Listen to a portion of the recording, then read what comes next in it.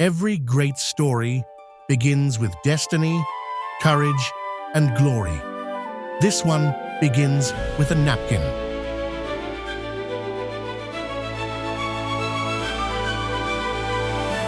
Once upon a time, in the modestly unimpressive kingdom of Dapperport, where the skies were often grayish, with an occasional burst of mild enthusiasm from the sun, the economy thrived on one revolutionary invention, the wet nap. Not just any wet nap, mind you. These were the pinnacle of moist towelette technology, soft, durable, and with a scent of neutral cleanliness that offended no one and pleased everyone. For decades, Dapperport basked in prosperity, exporting their wet naps across the land.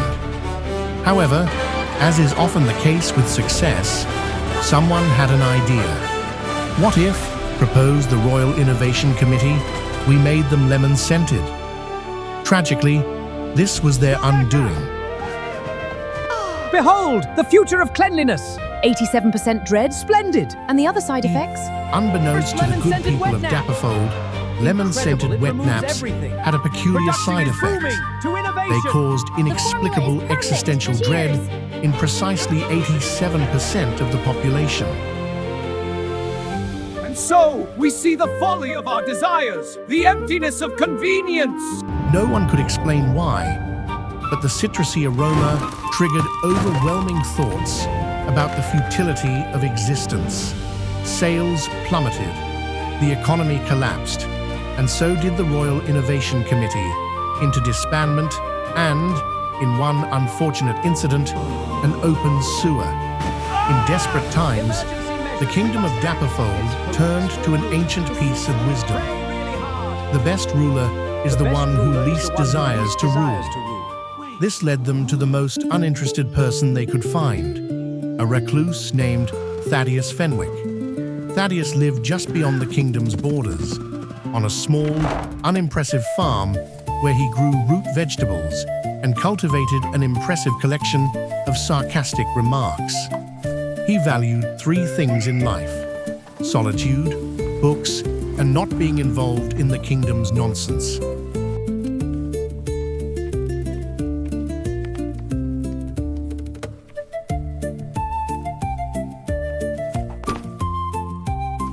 One sunny morning, which Thaddeus found particularly irritating due to its cheeriness, an entourage arrived.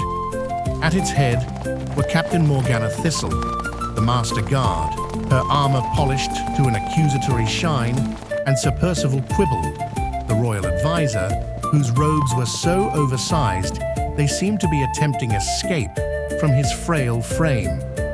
Captain Thistle dismounted with military precision, her sharp features set in an expression that suggested she was allergic to nonsense, which was unfortunate because she was about to wade knee-deep into it. Thaddeus Fenwick?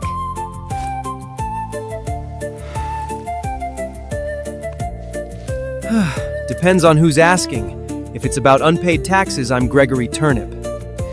Good sir, we come bearing tidings most grave and responsibilities most regal. By decree of the Royal Charter, you are henceforth summoned to ascend the throne as the rightful king of Dapperport. I see. And what makes you think I'm even remotely interested in that? Ah, but therein lies the brilliance.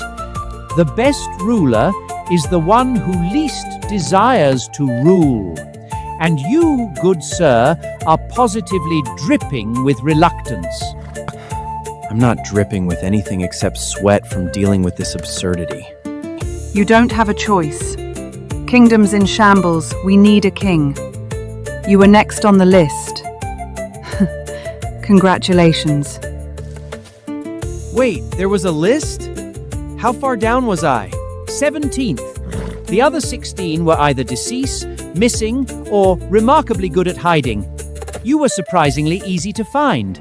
Before Thaddeus could mount a proper argument, the entourage swept into action with the efficiency of people used to ignoring protests. They adorned him in royal robes, which he found itchy, placed a crown upon his head, which he found heavy, and introduced him to his new personal bodyguard, Brom, a towering wall of muscle with the intellect of an especially enthusiastic loaf of bread, who saluted with such force he nearly toppled over. Thaddeus sighed, staring at his root vegetables wistfully. I hope you all get lost on the way back. He grumbled, but they didn't, and that was the beginning of his reluctant reign.